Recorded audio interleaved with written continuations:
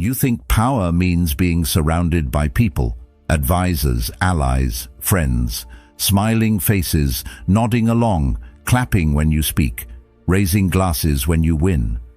But tell me, why does it still burn when they leave? Why does it tear at your chest when the very hands that once lifted you now reach for your place? You chase the illusion of connection, thinking influence means safety. But the higher you rise, the more you see. Power doesn't attract loyalty, it exposes its limits. And those limits, they come fast, sharp, and from the ones closest to you. The Stoics warned us, the nearer a man comes to a calm mind, the closer he is to strength. Not applause, not validation. Strength. Real strength stands in silence, not on stages. It listens more than it speaks. It chooses solitude, not because it's easy, but because it's necessary. You want power. First, you must learn to stand alone. Strip away the noise, strip away the comfort. Ask yourself, without the claps and the company, who are you really? If that question unsettles you, good. That's where the path begins. Also consider subscribing, for the part of you that's tired of pretending, for the part of you that's ready to rise, not in status, but in self-mastery. This is the Stoic path. Walk it with purpose. Walk it alone. At first, it feels like progress is a shared experience. You take your first steps towards something greater, and the world seems to cheer for you. The faces are warm, the voices reassuring. Everyone loves the beginning. Everyone loves a climb that hasn't threatened their position yet. But as you keep moving upward, you start to feel the weight of the silence creeping in. Not because you've changed into someone cruel or distant, but because you've started choosing. You start selecting which voices you allow near your thoughts, which hands you allow near your work. And slowly, almost quietly, the crowd becomes a small circle, then a line, then sometimes just a shadow behind you. The truth is, power was never meant to be a group activity. It's not the result of how many people you can gather, but how many you have the courage to walk away from. The people who once supported you will often feel betrayed, not because you harmed them, but because you grew without their permission. You made decisions they weren't a part of, and in their eyes, that's disloyalty. But in truth, it's the only way real growth happens. Power demands boundaries, not all at once, but gradually, like a fortress built brick by brick, thought by thought, until it becomes clear that not everyone is meant to enter. Not everyone should have a key. And here's where it gets uncomfortable. The ones who complain the loudest about your distance are usually the ones who benefited most from your closeness. They weren't there for your discipline, your clarity, your vision. They were there for the warmth of your fire, and when you stopped burning for them, they left cold. That's when it hits you. You didn't lose them. You filtered them. Without even knowing it, your journey began to do what all real transformations do. It started removing what no longer aligns. This isn't rejection, it's refinement. You don't need to explain it. You don't need to defend it. Because if you try, you'll find yourself shrinking just to soothe someone else's discomfort with your evolution. And the moment you do that, you've already stepped down from the path you were meant to walk. It's lonely, yes, but not in the way people think. You're not aching for more company. You're yearning for clearer air, for the kind of silence that sharpens you instead of softening you, the kind of space where your thoughts don't get interrupted by noise that's only pretending to be support. And when you reach that level of stillness, you begin to understand why the Stoics valued solitude not as isolation, but as alignment. Marcus Aurelius said, "The nearer a man comes to a calm mind, the closer he is to strength." And calm doesn't come in crowded rooms filled with ego and expectation. It comes when you choose peace over popularity, stillness over applause, self-trust over validation. This isn't about arrogance. It's about responsibility. When you're building something that matters, your business, your purpose, your mind, you can't afford to carry everyone with you. Some people are heavy in the worst way, not because they're bad, but because they're not built for the weight you're meant to lift. And every time you lower your standards to keep someone comfortable, you lower your altitude. You trade clarity for closeness. And closeness, when it comes with noise, eventually clouds everything you once saw so clearly. People will misunderstand this. They'll call it selfish, cold, detached. Let them. Because the truth is, the people who matter will understand that boundaries aren't walls. They're filters. Filters that keep your mind clear, your mission focused, and your heart safe from unnecessary chaos. And the ones who don't understand, they were never with you to begin with. They were just nearby. There's a difference. The strange thing is, as the circle tightens, your vision sharpens. You stop seeking advice from every direction. You start listening to the few who actually understand, and even then, you treat every opinion as a suggestion, not a command. You learn to carry your own compass, because once you've spent enough time listening to yourself in solitude, the noise of others starts to sound like static, not evil, not threatening, just irrelevant. Power doesn't require a spotlight. It doesn't need a crowd chanting your name. It lives in the person who can sit alone with their decisions and not flinch, who can lose approval and not panic, who can walk away from praise and not look back for confirmation. That's real power, the kind that doesn't sway with popularity or crumble under pressure. And the people who reach this place, they're rarely loud. They're not explaining themselves. They're not chasing optics. They're just doing the work, quietly, consistently, unbothered. You begin to realize the climb was never about being seen. It was about seeing clearly. And the higher you go, the less you need, the less you speak, the more you observe, the more you understand that true power isn't having influence over others. It's not needing it.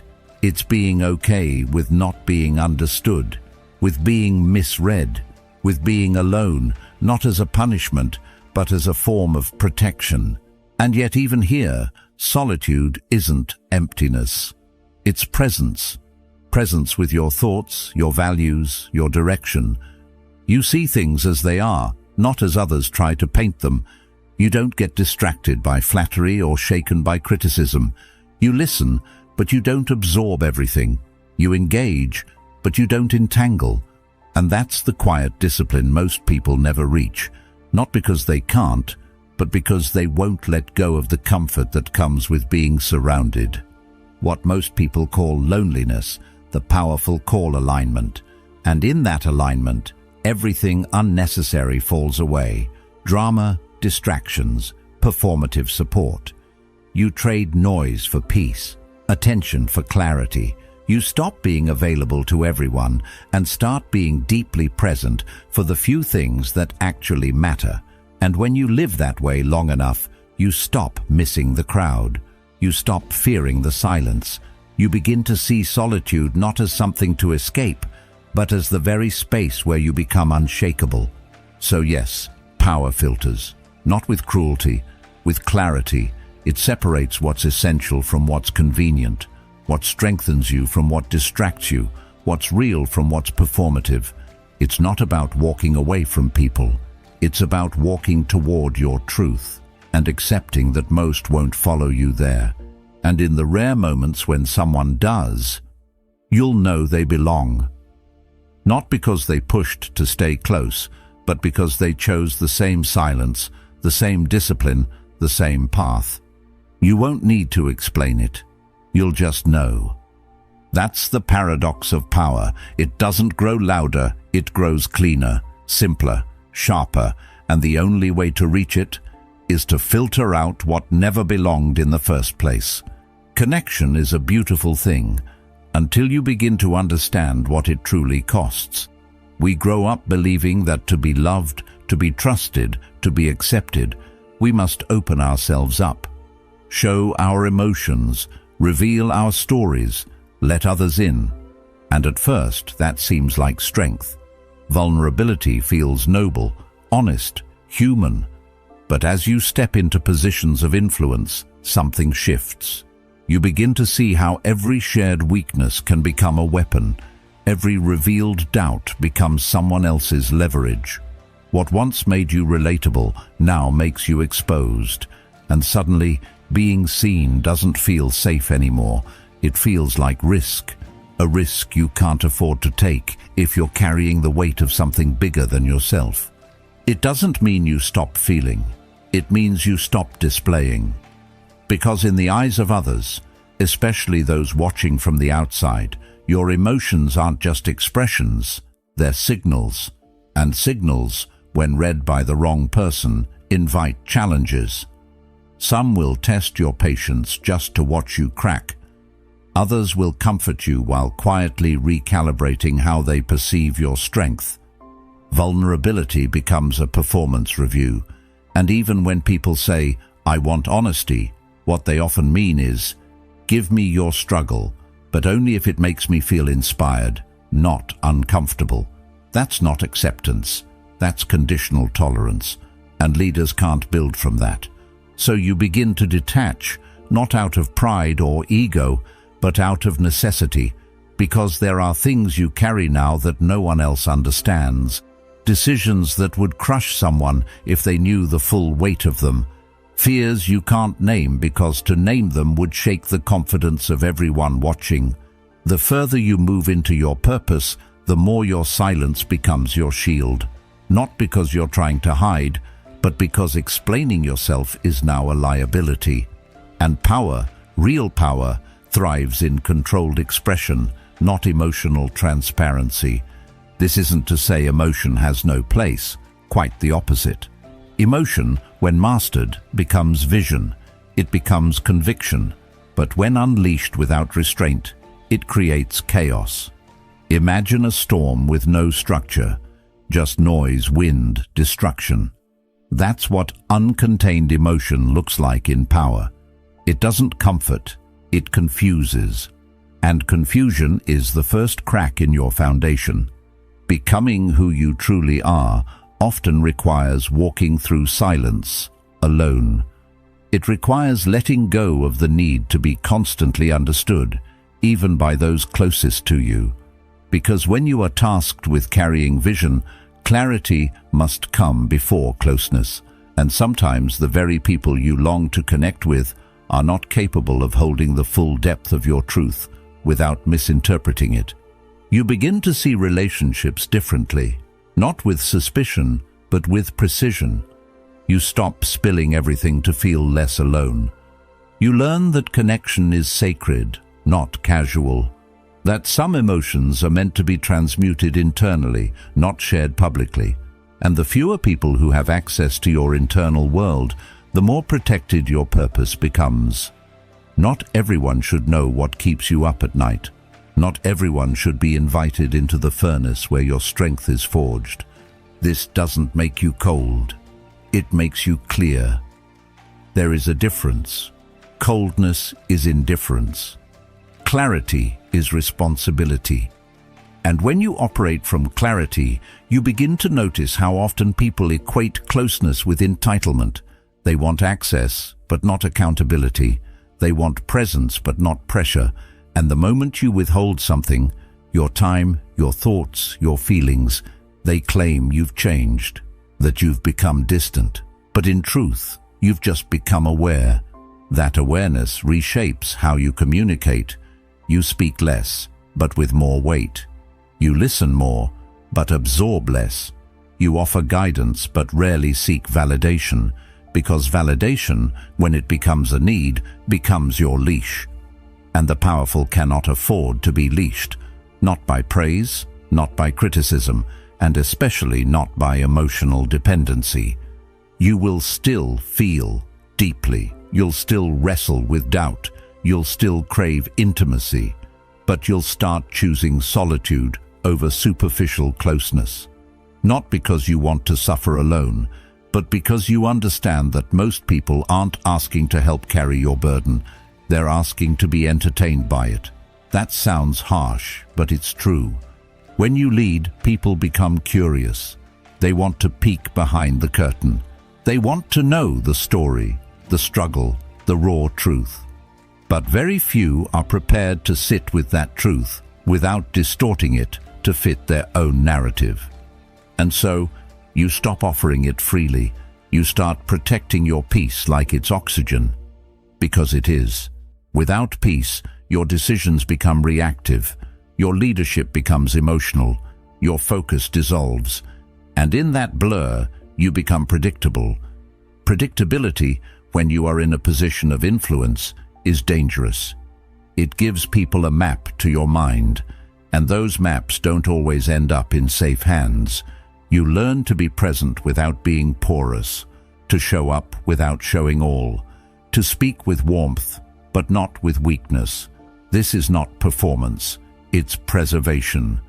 Preservation of purpose, preservation of clarity, preservation of the self you've worked so hard to understand and build. You begin to see that connection doesn't have to mean exposure. It can be built through presence, consistency, depth, not constant emotional display. You don't close yourself off entirely. You become selective, intentional. You choose to connect through purpose, not just through pain. You connect through shared values, not shared wounds. And in doing so, the connections you do build become stronger, not louder, stronger, because they're not built on dependency, they're built on respect. Seneca wrote, "It is not the man who has too little, but the man who craves more, that is poor." And this applies not just to possessions, but to relationships. Craving constant closeness, constant reassurance, constant understanding, that's emotional poverty. Real strength is in the one who can sit in the unknown, in the misunderstood, and still remain steady. That steadiness doesn't mean you're unaffected. It means you're in control of how you express what you feel. The more influence you hold, the more important that control becomes, because people don't just watch what you say, they study how you carry yourself. Every word is measured, every reaction is interpreted, and in that spotlight, emotion isn't just a feeling, it's a signal. One you must learn to send with care, or not at all. So yes, connection requires vulnerability, but power demands a form of detachment. Not detachment from humanity, but from the impulse to be emotionally accessible to everyone, all the time. It's learning when to speak and when to hold back, when to share and when to remain silent, when to connect and when to protect. And as you walk this path, it gets quieter. The circle gets smaller, the conversations get deeper, and the responsibility gets heavier. But within that stillness, something profound happens. You stop reaching outward for safety, you start building it inward. And the more you do that, the less you need from the world around you. That's the paradox no one tells you. The more you detach from needing connection, the more intentional your connections become. The less you rely on being seen, the more you see clearly. And the less you give your emotions away freely, the more power they carry when you choose to speak. That's not coldness, that's maturity, that's clarity. That's the kind of power that doesn't shout. It simply stands, still, focused, untouchable. There's this image we carry when we hear the word fortress, stone walls, gates that never open, high towers and a moat between us and the world. But that's just architecture. The real fortress isn't made of stone or steel. It's made of intention, of boundaries no one sees but everyone feels. It's not a place you retreat to. It's something you carry with you, a state of mind that can't be breached by gossip, by judgment, or by the shifting winds of someone else's opinion.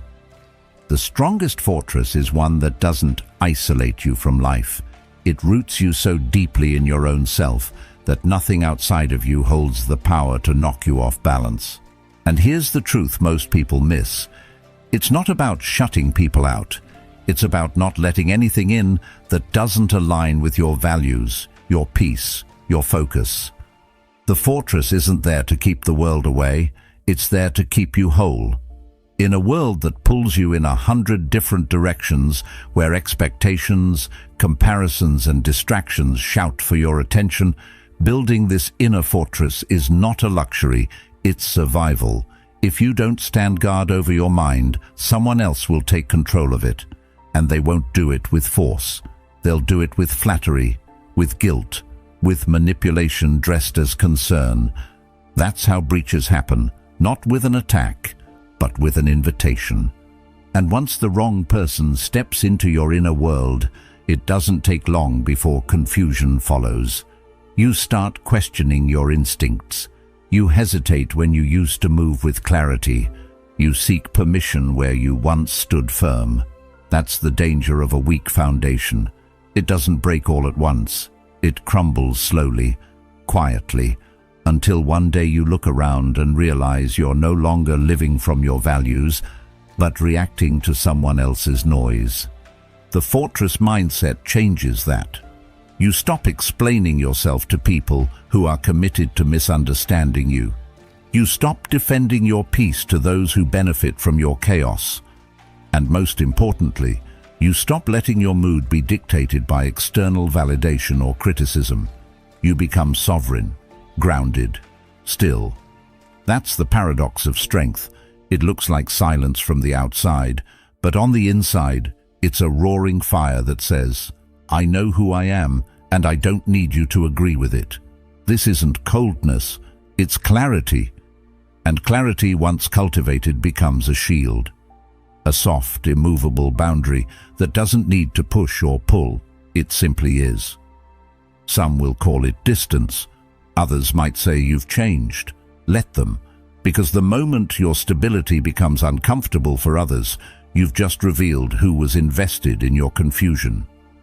Carl Jung once said, "The foundation of all mental illness is the unwillingness to experience legitimate suffering." That's what happens when you build no fortress. You suffer every time someone disapproves, every time you feel misunderstood, every time someone doesn't see your worth. But when you build this fortress, you accept a new kind of suffering, the kind that comes from restraint, from choosing to stay quiet when you could lash out, from letting people misinterpret you rather than wasting your energy trying to be understood. And over time, that suffering transforms into strength. You learn to observe instead of react, to sit in discomfort without rushing to fix it, to recognize that most situations don't need your energy, they need your stillness. That's the power of a fortified mind. It doesn't resist the world. It outlasts it. Like a mountain that doesn't tremble at every storm. It doesn't mean you're unfeeling. It means your emotions aren't running the show. It means you've built something steadier beneath the surface, something that no rumor, no betrayal, no fleeting praise can touch. This inner stillness becomes the way you navigate everything. Conflict doesn't feel like chaos. It becomes information. Criticism doesn't sting. It becomes insight or noise, and you learn to tell the difference. Praise doesn't intoxicate. It simply passes through. And betrayal? Betrayal no longer breaks you because you're not living in a way that relies on others to hold you together. That's what makes you untouchable, not because nothing happens to you, but because nothing outside of you decides who you are. But don't mistake this for isolation. This kind of strength invites connection, but only the kind that respects your boundaries.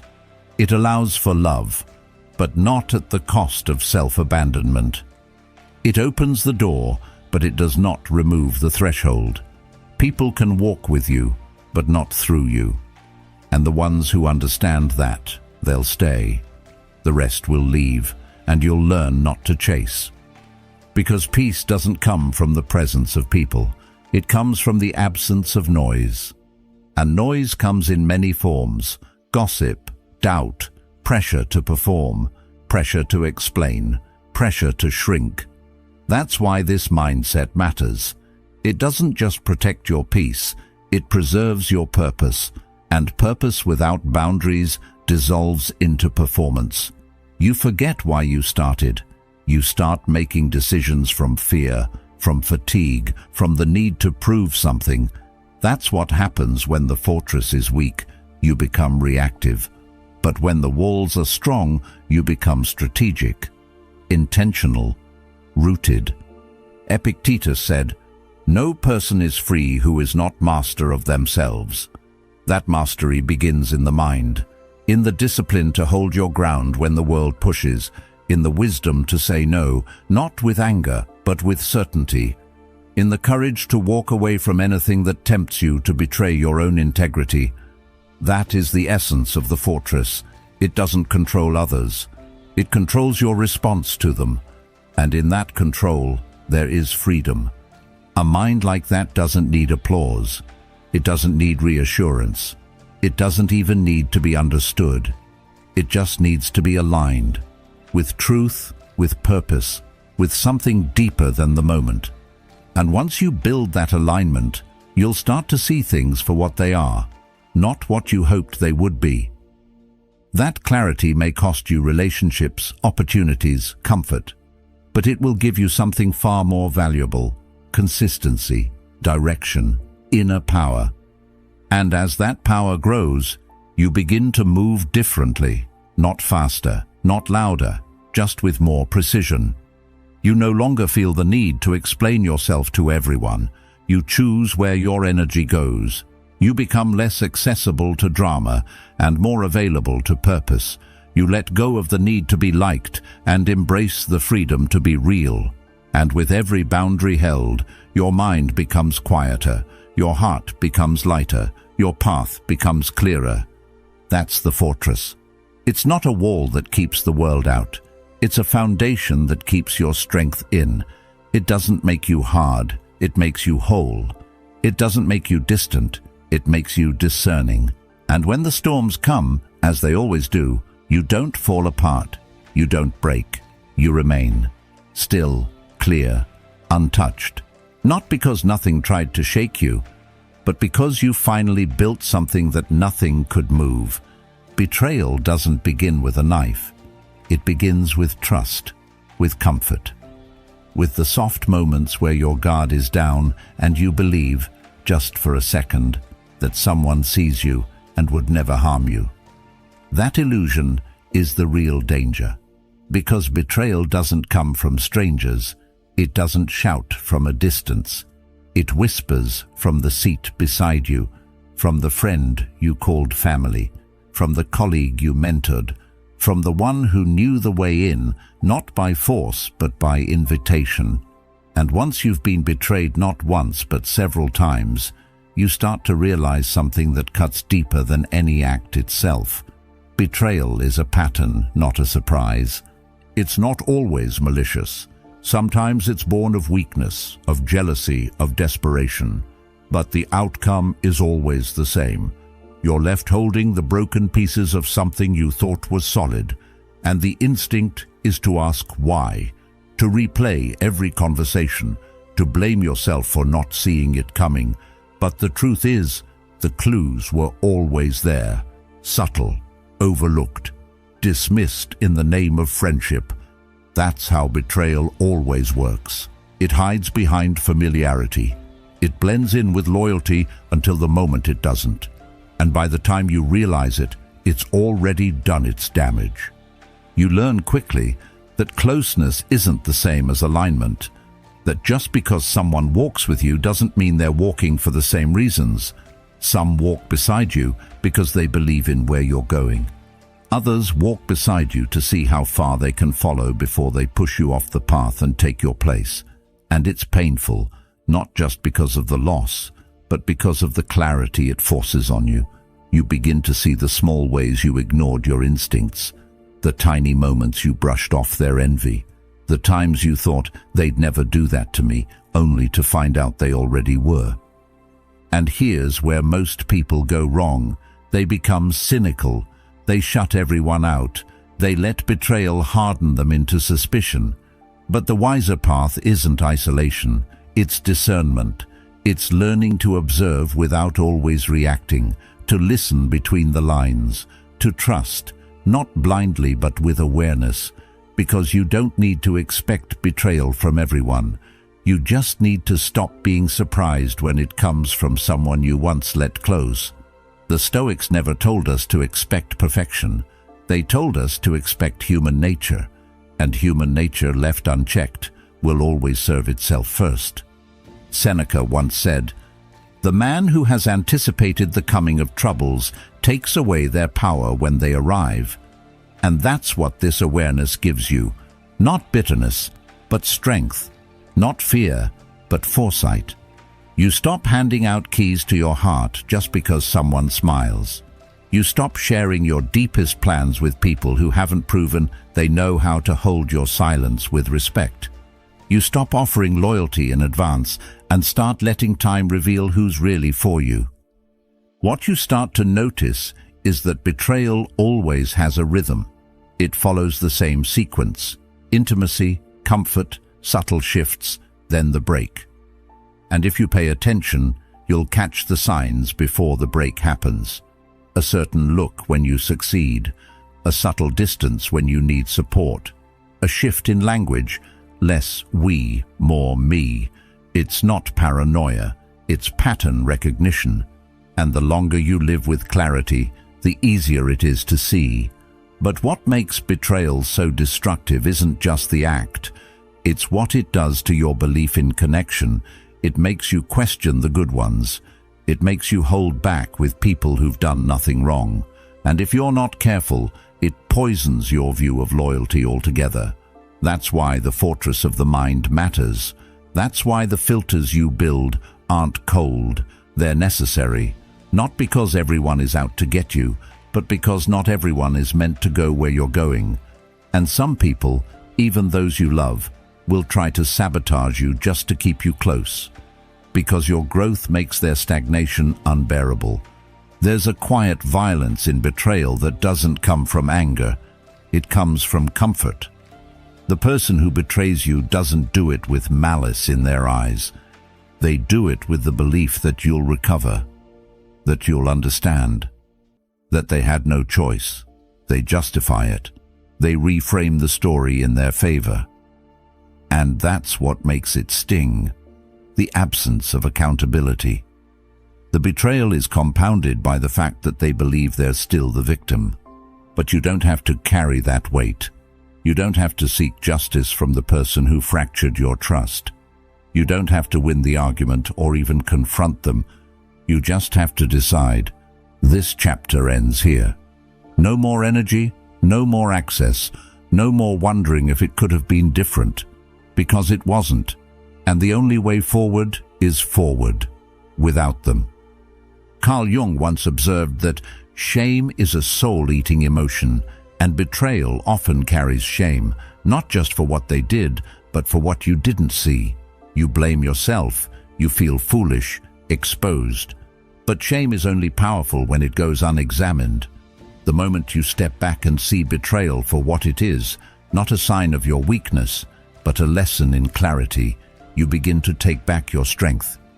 You don't become harder, you become wiser, sharper, more tuned into the silent language people speak when they think you're not watching.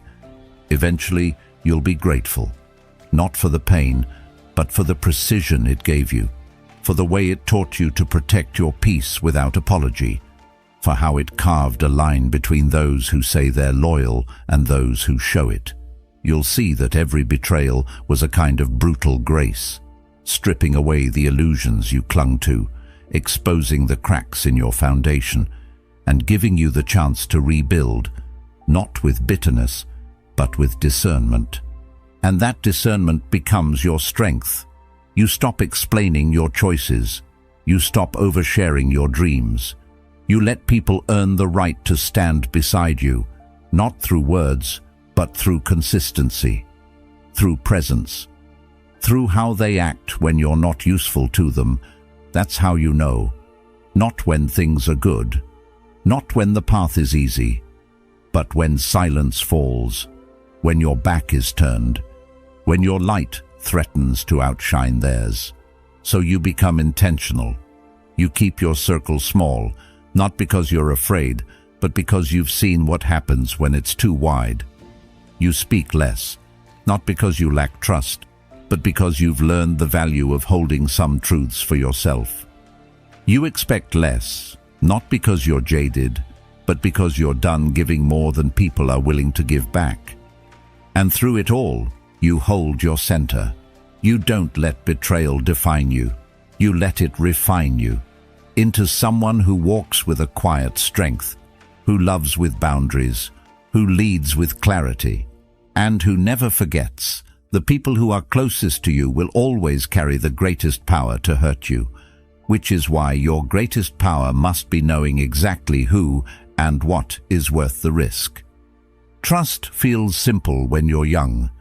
You give it without hesitation, assuming that if your intentions are good, theirs must be too. You share, you open up, you believe. And for a while, that innocence feels like strength. It creates bonds, it builds warmth, it makes the world feel safe. But safety built on assumption is fragile.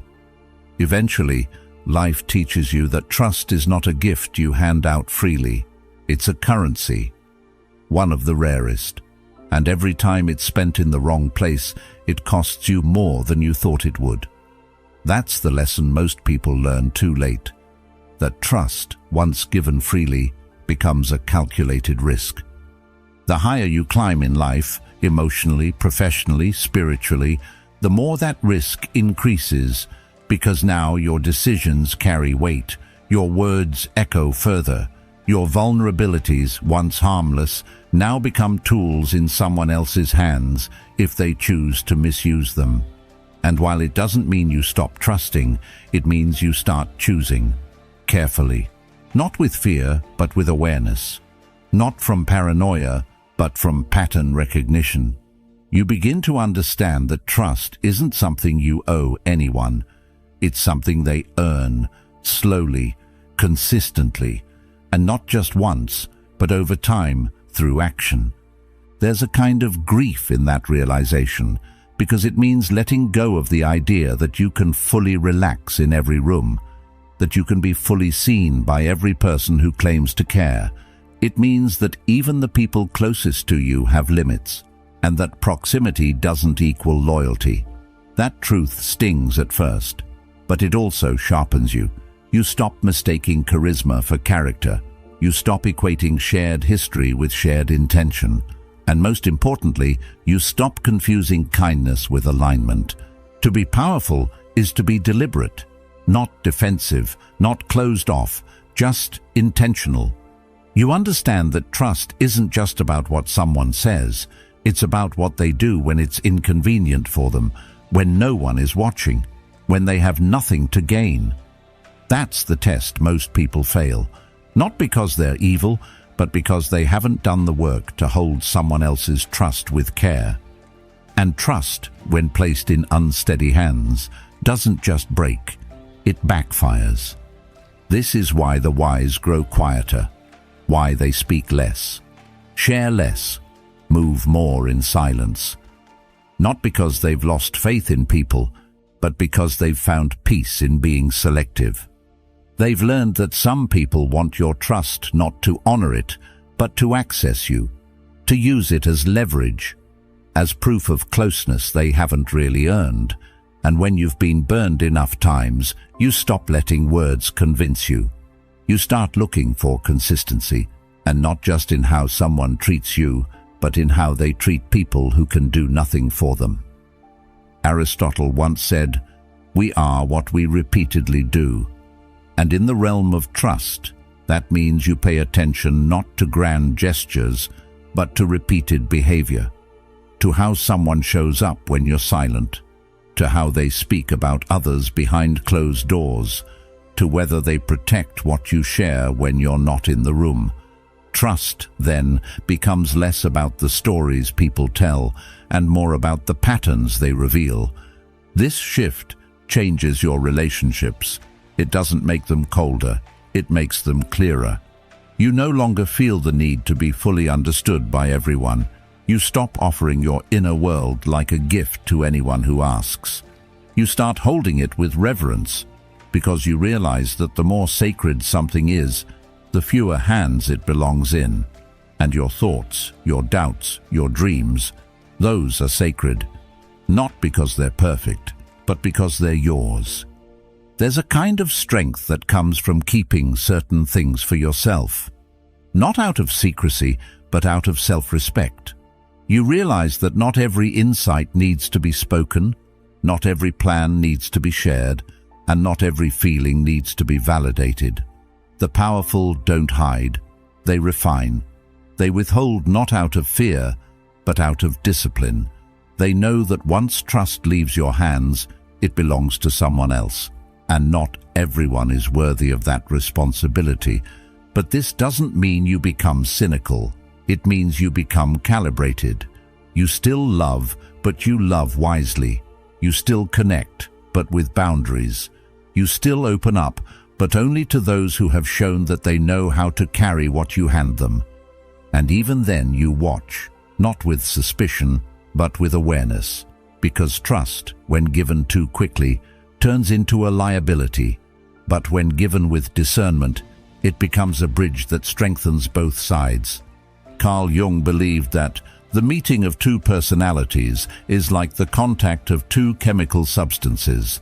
If there is any reaction, both are transformed. And transformation requires integrity. It requires presence. It requires the willingness to hold another person's truth without twisting it, leaking it, or using it as a mirror for your own insecurities. Most people aren't ready for that kind of responsibility, and that's okay. But once you see that clearly, you stop expecting it. And in that release, you reclaim your power. You begin to notice the spaces where your trust has been stretched too thin, where you've over-explained yourself, overexposed yourself, where you've given people access to places within you that they hadn't earned. And slowly, you begin to seal those doors. Not with anger, but with grace. Because you're not punishing anyone, you're protecting what matters, your focus, your peace, your vision. And what's beautiful is that the more selective you become, the more honest your life becomes. The relationships that remain are stronger. The conversations are deeper. The silence is richer. You don't need to perform. You don't need to convince. You just exist, fully, without defense, because you've learned to trust yourself first. And that's the trust that matters most. Once you hold that, everything else becomes easier to navigate. The world doesn't need more open books. It needs more wise authors, people who know which pages to share and which ones to keep close. People who understand that trust is not a transaction, it's a bond. And bonds, when formed without care, become chains. But when formed with intention, they become anchors. So yes, trust is a risk, always. But now it's a risk you measure, a gift you protect, a language you speak with precision, not impulse. And in that precision, you find something the reckless never will: peace. Peace in knowing that what's shared is respected, what's held is safe, and what's built is solid. You don't have to be suspicious of everyone, just awake, just grounded enough to see clearly, to trust wisely, and to never again hand over your power disguised as vulnerability to someone who hasn't proven they know what to do with it. That's not caution, that's wisdom, and wisdom is the currency of the truly powerful. Clarity isn't something you stumble into, it's something you make room for. And more often than not, that room begins with distance. Not emotional detachment in the cold, indifferent sense, but distance in the way a painter steps back to see the whole canvas. You can't understand a situation while you're still wrapped in its emotion. You can't make sharp decisions when your vision is fogged by closeness, comfort, or urgency. That's why the ones who lead well, think well, and live well are often misunderstood as distant.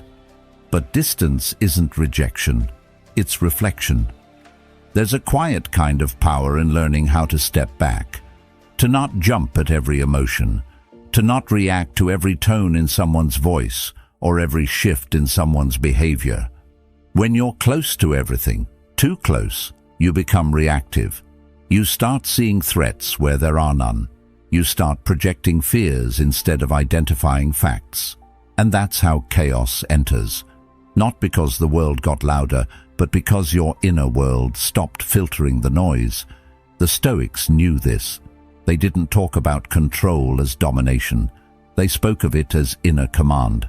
Seneca wrote, "He who is brave is free." But bravery isn't charging in. Bravery is knowing when to hold back. Holding back is harder than acting. It requires more strength to pause than to speak, more clarity to observe than to intervene. But this is the foundation of real power, not performance, but precision. When you operate from clarity, you don't need to control others. You control the one thing that truly matters, yourself. And when you can do that, your environment stops becoming a battlefield and becomes a space for strategic movement. You start to respond instead of react. You move with timing instead of impulse. You see patterns instead of just people. That shift changes everything. Suddenly, you're no longer sucked into every conflict, every invitation to drama, every emotional wave. You recognize that peace isn't found by avoiding problems, but by standing still within them. Distance gives you that stillness. It's the space between emotion and action where your real power grows, because once you've paused, once you've breathed, once you've removed yourself from the immediate pressure, you can actually see not just what's happening, but why it's happening, and more importantly, how to move through it without losing yourself. Clarity isn't always comfortable. It will ask you to acknowledge things you'd rather avoid. It will reveal truths about people you care about, decisions you've made, and patterns you've repeated. But without that clarity, you're just surviving. And survival without insight becomes a loop, a cycle of reaction, regret, reset. Distance breaks that cycle. It slows you down just enough to notice the choice before the mistake. That's the kind of control most people never reach, because most people are still trying to control the world instead of their perception of it. If your inner voice is always drowned out by the expectations, judgments, and demands of others, you're not really living your life. You're performing someone else's version of it. And performance is exhausting. It's not sustainable. It's also not strategic. Clarity allows you to choose where your energy goes. You no longer feel the need to attend every argument you're invited to. You don't jump to fix every problem, explain every decision, or justify every change. You begin to understand that most noise is not an emergency, it's just distraction. And when you live in distraction long enough, confusion becomes your default. You start doubting what you already know. You start second-guessing your intuition. You start asking questions you've already answered just because someone else doesn't like your answer. Distance is how you take that power back. Not by withdrawing from the world entirely, but by withdrawing your urgency to be understood by it. You're not here to be available to everyone's emotions.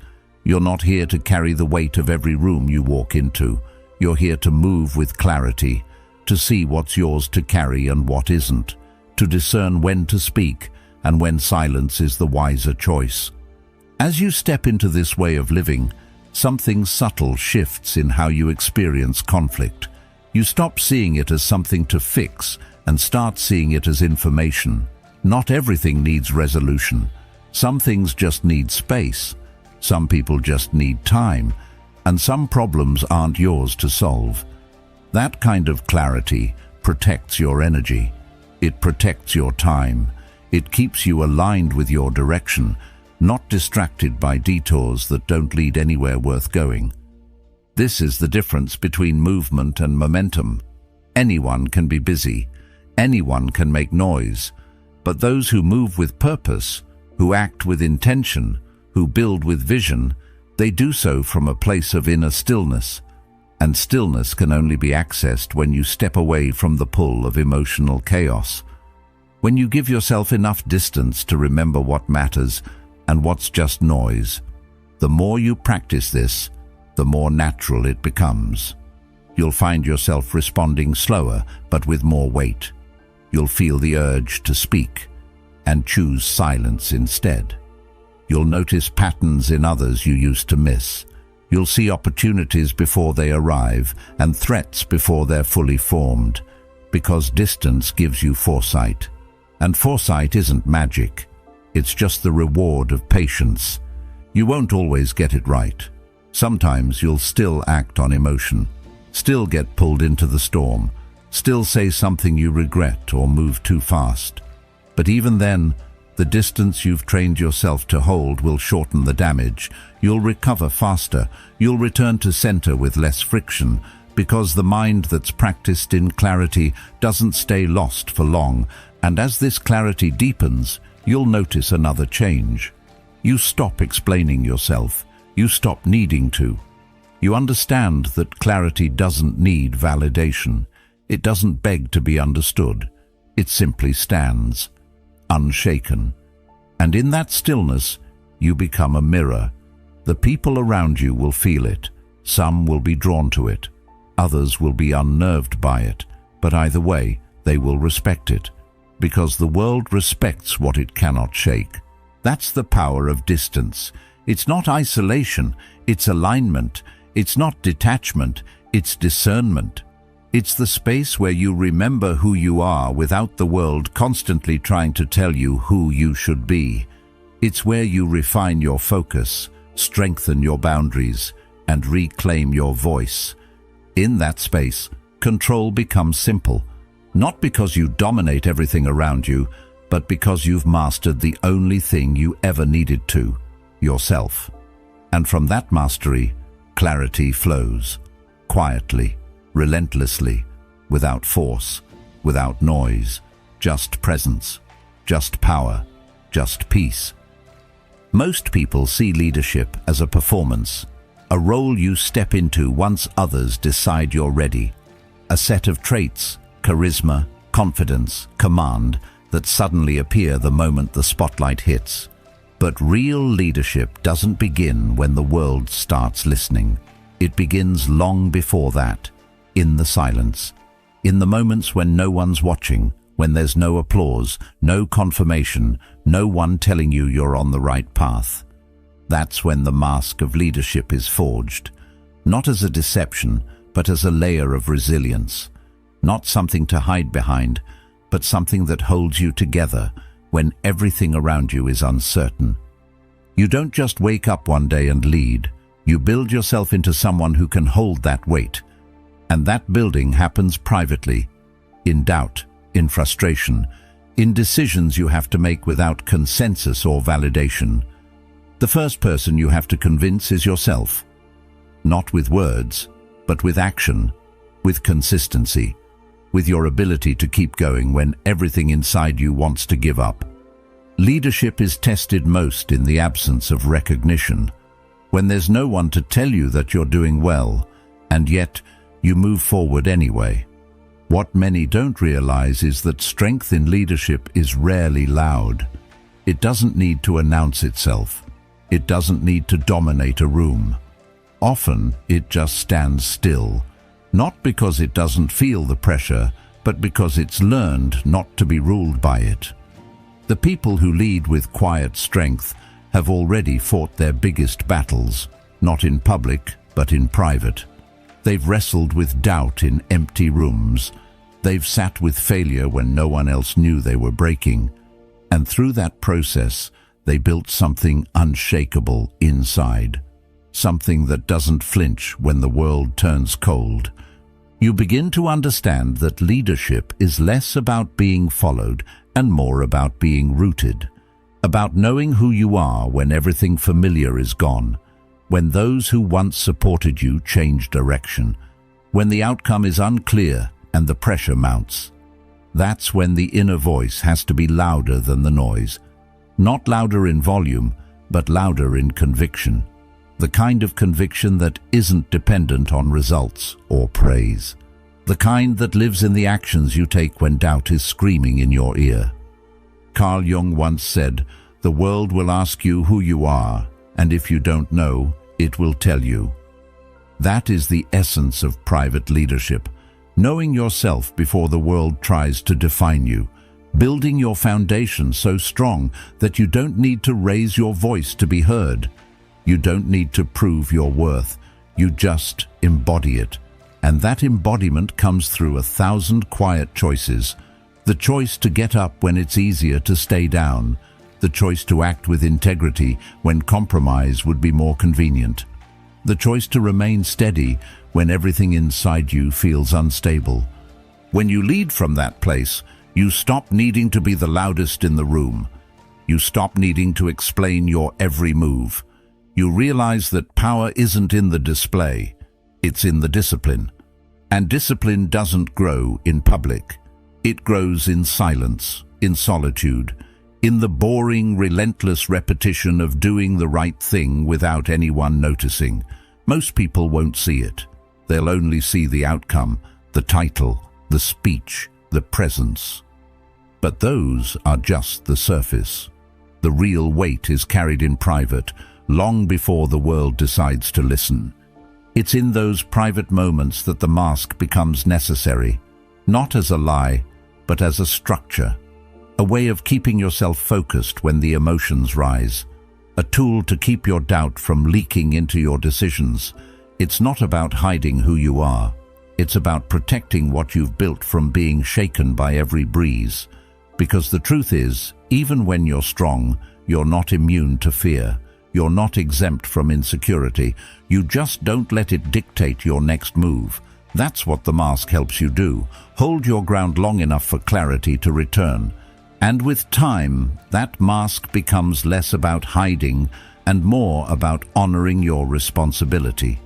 You're not just leading for yourself anymore. People look to you in crisis. They borrow your calm when they have none. They watch how you move, how you speak, how you carry pressure. And what they need most isn't perfection. They need steadiness, a sense that even if everything else is crumbling, you won't. Not because you have all the answers, but because you know how to move through chaos without becoming it. This is why the strongest leaders are often misunderstood. Their silence is mistaken for aloofness. Their restraint is seen as indifference. But those who've worn the mask long enough understand that real power isn't about reaction, it's about regulation. They don't rise and fall with every win or loss. They move with rhythm, not reactivity. And that rhythm was practiced long before anyone saw it. Even now, if you're building something, if you're trying to lead your own life with purpose, the hardest part will always be believing in yourself when there's no echo to reinforce your direction. When you're doubted. When your efforts are unseen. That's where you shape the version of you the world will later admire. Not on stage, not in spotlight, but in the dark, in the discipline, in the unwavering choice to keep going when no one claps. Marcus Aurelius reminded himself often that praise and criticism are both meaningless noise, that what matters most is living in accordance with your values, regardless of what others say. That principle anchors real leadership. Not popularity, not visibility, but alignment. The kind of alignment that lets you move through fire and remain composed, that allows you to lose people without losing yourself, that gives you the strength to carry others without collapsing. Eventually, the world may catch up. They may begin to see the strength you've been cultivating all along. They may recognize your resilience, your wisdom, your grace under pressure. But whether they do or not is secondary, because the purpose of leadership isn't to be seen, it's to serve, to carry weight most people don't want, to make decisions that cost you comfort, and to do it all without needing recognition in return. So when you stand alone, when the path feels quiet and the burden feels heavy, remember this: You're not weak for wearing the mask. You're not inauthentic for protecting your peace. You're not fake for showing restraint when everything inside you feels like breaking. You're just leading, quietly, steadily, from a place the world rarely sees, but always feels. And if you've built yourself in the dark, with discipline, with intention, with clarity, then no matter how loud the world becomes, you'll never be moved by it. Because the strongest leaders never began with applause. They began with silence, with doubt, with solitude, and through it all, they became something few ever dare to be: unshakable. Solitude isn't about escaping the world, it's about returning to yourself. In a time where distractions are endless, being alone with your own thoughts is often viewed as uncomfortable, even dangerous. But the truth is, the discomfort we feel in solitude isn't because we're alone. It's because we're finally facing what's inside. The noise we try to drown out with conversations, entertainment, and obligations, that noise is often coming from within. And in solitude, there's no one left to blame, no one to validate, no one to perform for. It's just you and what you've avoided. That's why so many run from it. But the powerful, they walk toward it. To be fully present with yourself is one of the rarest forms of courage. Because there's no mask to wear when no one is watching. There's no role to play.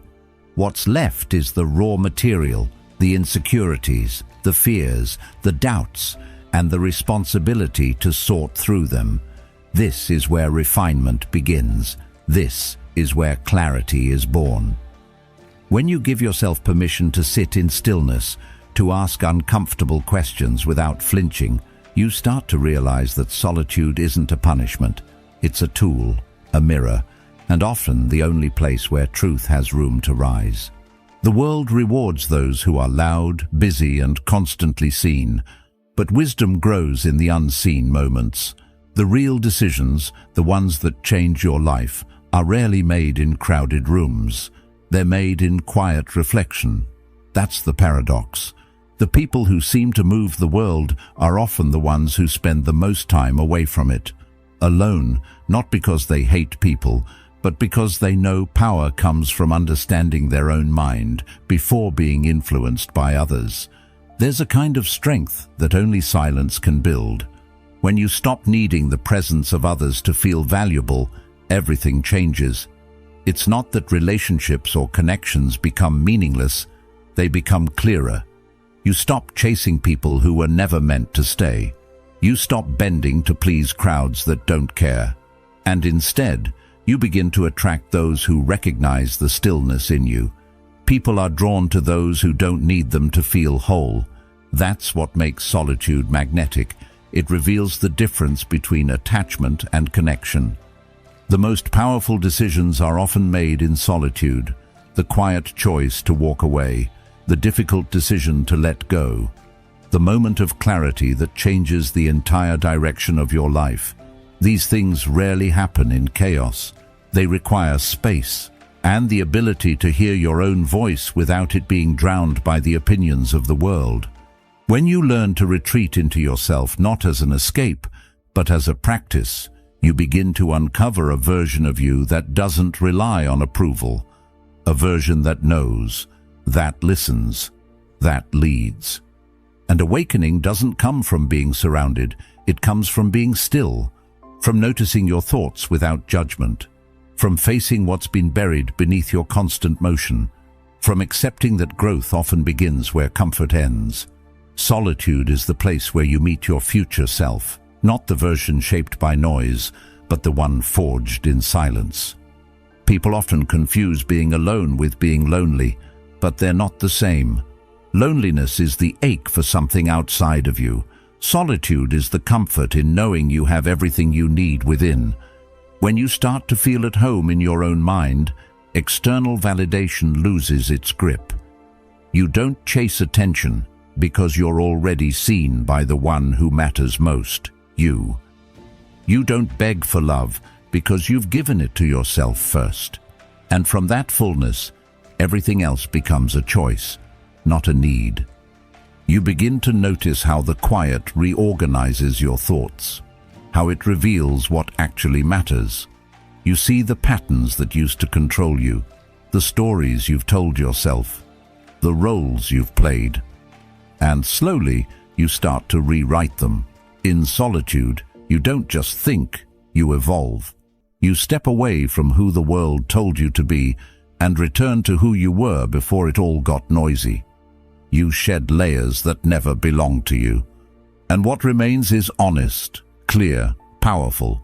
The ability to be alone and still feel whole is a superpower.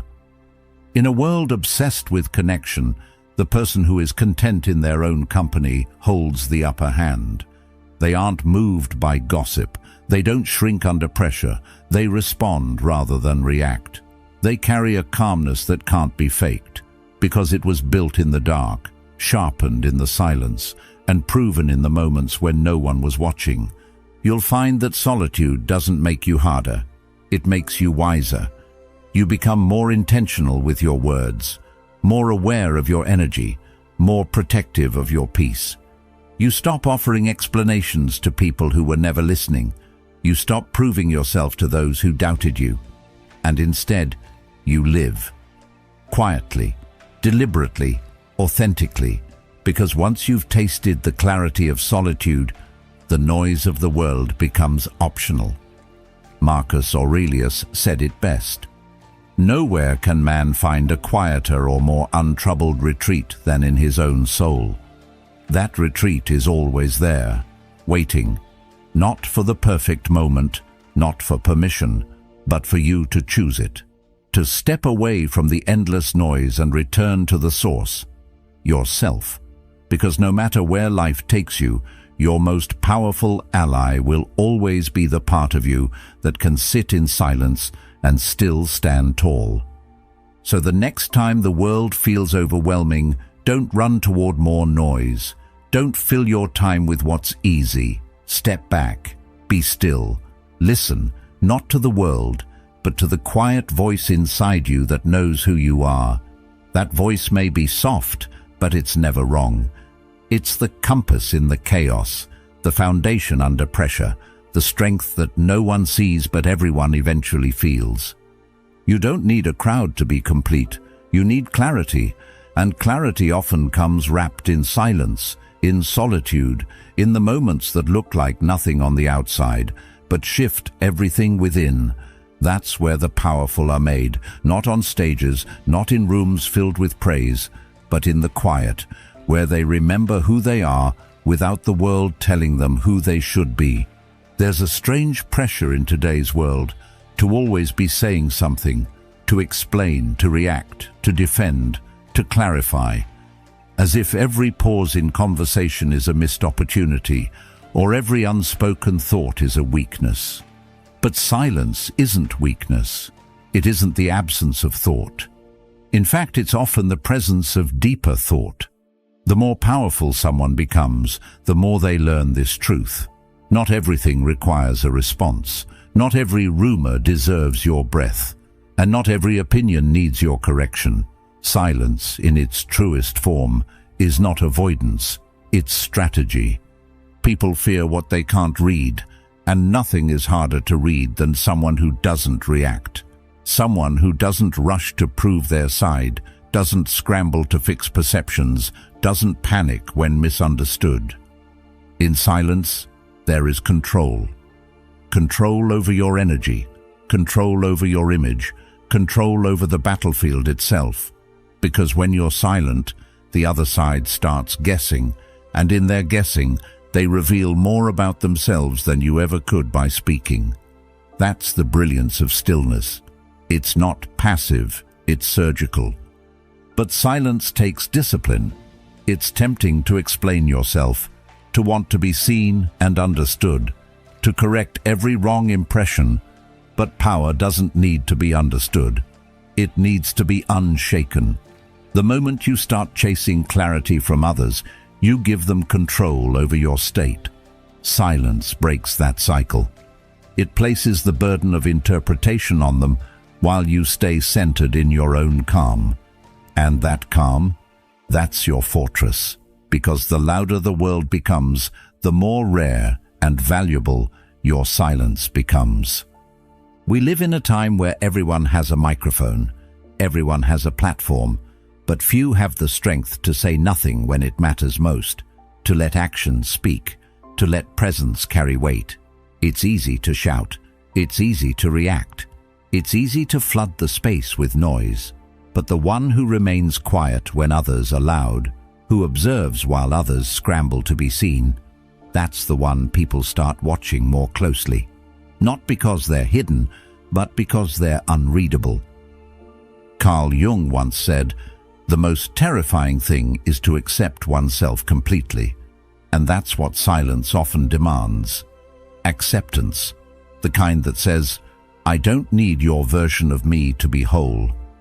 You begin to understand that silence is not the void, it's the container, the space where you decide what enters and what doesn't, what matters and what doesn't, who you engage and who you leave unanswered. That's not arrogance, it's focus. Silence also gives you time. Time to think clearly, to separate emotion from principle, to decide if speaking would actually serve you or just satisfy your ego. And in that space, you gain leverage. You see the long game while others are stuck in short-term reaction. You play chess while they play checkers. That's not manipulation, it's maturity. The maturity to understand that not every fire needs to be fought.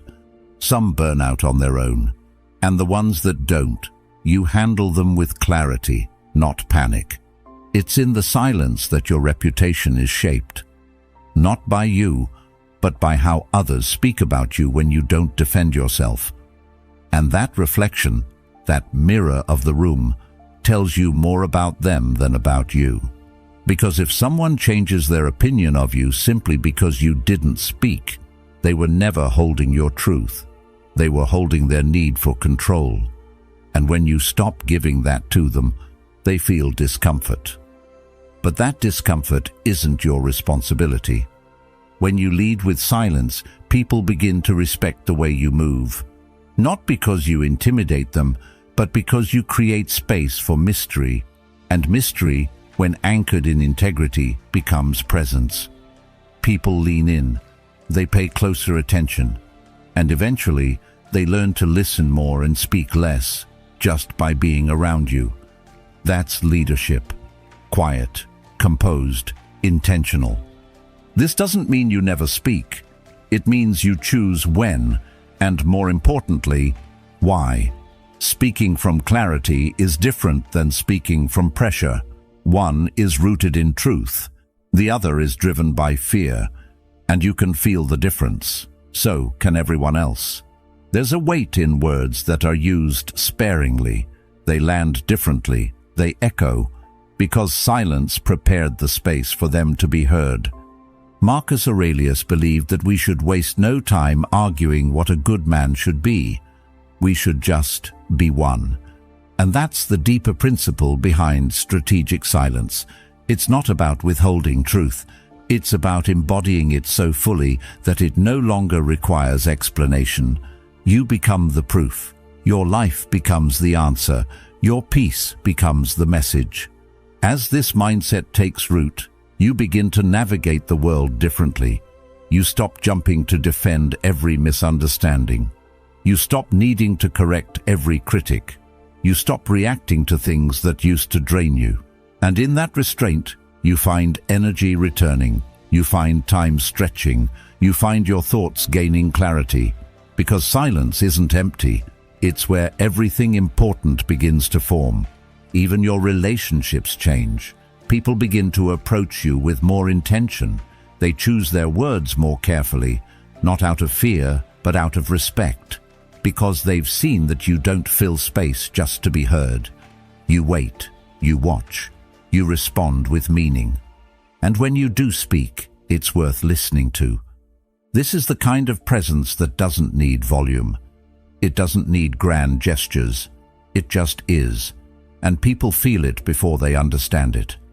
That's why silence is so powerful. It transcends explanation. It moves through rooms, not with noise, but with energy. And the ones who master that energy, they don't just lead, they shape perception, they guide emotion, they hold space in a way few ever learn to. But make no mistake, this isn't about detachment from the world. It's about deep connection to yourself, to your values, to your inner compass, so that when the noise rises, you don't rise with it. You remain still, grounded, focused, and from that stillness, every move you make becomes intentional, every word meaningful, every silence deliberate. So no, silence isn't emptiness. It's the most strategic form of presence. It's the pause that gives your mind room to think. It's the boundary that protects your energy. It's the posture that teaches others how to approach you. And the longer you live this way, the more you'll see. Power isn't in how loudly you speak. It's in how deeply your silence is felt. Most people want to be liked. It's natural. It feels good to be accepted, to be praised, to be seen as agreeable. We grow up conditioned to seek approval from parents, teachers, peers, and in many ways, that approval becomes our compass. If people clap, we're on the right track. If they frown, we retreat. But leadership doesn't work like that. Leadership begins where popularity ends, because at some point, to lead is to decide. And decisions, real ones, the ones that carry weight, don't come with universal applause. They come with risk, with backlash, with silence. It's easy to be liked when you're saying what people want to hear, when you're reflecting their expectations back to them, when you're smiling, nodding, agreeing. That's performance, not leadership. But step outside of that comfort. Say what's needed instead of what's wanted. Draw a boundary, hold a standard, make a hard call that benefits the mission but upsets the moment. That's when the true test begins. Not when people love you, but when they don't, and you keep going anyway. Because leadership isn't about keeping the peace. It's about holding the vision. The unpopular truth is that many of the most important decisions you'll ever make will make people uncomfortable. Some will misunderstand you, others will resent you, and in those moments you'll feel it, the urge to backpedal, to soften your voice, to blend in again. But if you do, you lose yourself, and the role becomes hollow. Influence without integrity is manipulation, and the ones who manipulate may be liked, but they're never trusted. Carl Jung once said, "The privilege of a lifetime is to become who you truly are, and who you truly are may not fit into the mold others built for you, especially not when you're leading. The moment you step into responsibility, you're no longer living for agreement. You're living for alignment, with your values, with your clarity, with your internal compass that won't always match the mood of the room.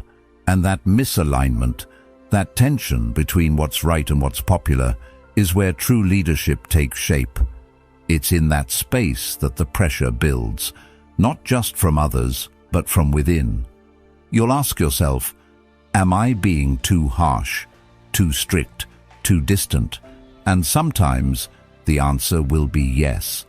But more often the discomfort isn't a sign you're doing it wrong, it's a sign you're doing it alone, and that's the cost. That's the tax for leading with integrity instead of charm. You carry the weight not of approval, but of clarity, and clarity often walks alone. What people won't tell you is that the crowd doesn't know what it wants until after you've succeeded. They'll question you on the way, doubt your methods, push back on your vision. And yet, when the result comes, when the dust settles, they'll rewrite the story. They'll call it obvious, predictable, inevitable, but you'll know the truth. You'll remember the nights you stood in rooms full of silence, knowing you were right and wondering if it would matter. You'll remember the moments you felt completely unseen but refused to bend. That's not pride. That's responsibility. Seneca wrote, It is the power of the mind to be unconquerable. That's the inner steel leadership requires. The strength to remain upright when others try to fold you. The discipline to choose silence when you're baited to react. The resilience to stay grounded when criticism comes dressed as concern. Because not everyone who questions you is trying to help. Some just want to see you shrink. And you will be tempted to shrink, to make your choices softer, more palatable. But each time you do, you chip away at the clarity that got you there. You dilute your vision just to ease the discomfort of those unwilling to carry their share of the burden. But leadership was never meant to be carried by consensus. It's carried by clarity, and that clarity must be protected, even if that means walking alone. That's why popularity becomes a trap. Because the more you chase it, the more you lose yourself. The more you need it, the easier you are to control. A leader dependent on applause is a puppet. One shift in public mood, one wave of criticism, and they crumble. But a leader grounded in principle can't be moved by noise. They may feel it, but they don't fold. They listen, they adjust, but they do not surrender their core. Eventually, this becomes your identity. Not because you chose isolation, but because you chose integrity. And integrity, by its nature, is lonely. Not always, not forever, but often enough that you must get used to the quiet. Used to the silence that follows a hard decision. Used to the tension that comes when you say no to what everyone else says yes to. But in that silence, something powerful happens. You stop needing their approval. And once you no longer need it, your decisions become sharper, your vision becomes cleaner, and your presence becomes undeniable. You'll still feel the sting when people turn. That's part of being human. You'll still question yourself. That's part of being wise. But what you won't do is fold. Because you'll have built something no opinion can break. A life aligned with truth, not trend. A voice anchored in principle, not performance. And when people finally see the results of what you stood for, when they come around and say they believed in you all along, you won't feel the need to correct them. Because the leader doesn't lead for applause. The leader leads so others can grow, even if that means growing without thanks. Even if that means being the villain in their story for a time, until they write a new one. So no, popularity is not the measure. It never was. Anyone can be liked. It's easy to be agreeable, but leadership means drawing lines in sand that will get washed over and redrawn again. It means making choices that won't make sense until the result appears. It means speaking truth in rooms that only reward silence. And most of all, it means being at peace with being misunderstood, knowing that your clarity is not up for negotiation. In the end, the people who follow won't follow because you made them feel good. They'll follow because you made them feel safe, because your strength gave them permission to find their own, because you didn't chase their approval, you led with conviction, quietly, unshaken, and that presence, that unspoken authority, speaks louder than any crowd ever could. There's a kind of strength that doesn't shout. It doesn't force its way into the room or try to dominate conversations. It just exists, quietly, unbothered, unmoved. That kind of strength doesn't come from power or status. It comes from peace. And not the surface kind of peace you find in a vacation or a compliment, but a deeper one. The kind that doesn't depend on anything outside of you. The kind that stays with you even when everything else is falling apart. Because the real test of a person isn't how they act when things are calm. It's how they hold themselves when nothing is going their way. When the noise gets loud, when the chaos closes in, when the expectations stack up. That's when you find out whether you're grounded or just pretending to be. The world will always find new ways to pull you out of your center. criticism, rejection, sudden change, pressure. And if you don't have an anchor within yourself, you'll drift. You'll react to everything. You'll get offended by everything. You'll try to manage other people's opinions, their emotions, their projections, and in doing so, you lose control, not over them, but over yourself. The more reactive you become, the less influence you actually hold, because now you're being shaped by the very things you think you're trying to lead. That's the illusion of control, that you can change the external world by managing it directly. But true control doesn't work that way. It flows outward, not inward. You don't control the storm by shouting at the clouds. You control it by building something inside that no storm can move. That's where inner peace becomes more than a feeling. It becomes armor. Not the kind that hardens you, but the kind that protects you without changing who you are. It takes discipline to live this way, to pause when everything in you wants to react, to breathe instead of lash out, to stay rooted in what you know instead of what you feel in the moment. It's easy to get swept away by emotion, especially when you feel disrespected, overlooked, or misunderstood. But that's the trap.